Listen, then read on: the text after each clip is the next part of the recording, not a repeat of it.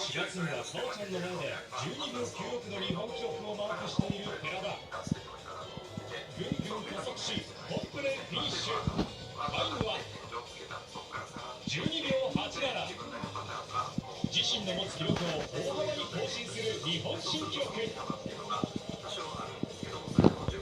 決勝でも12秒89の好タイムをマークし優勝しましたが、東京オリンピック参加標準記録にはわずかに及びませんでした。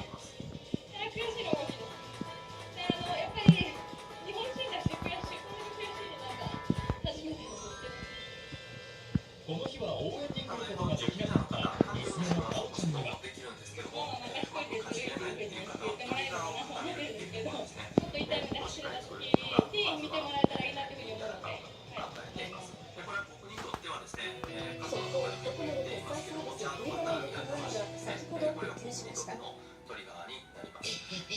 処理があんまりはっきりしてないっていう方はまずちゃんとパターンがいいんじゃないかなというふうに考えています。で、変換のショルダーとかっていうのは本当によく言っているんですけども、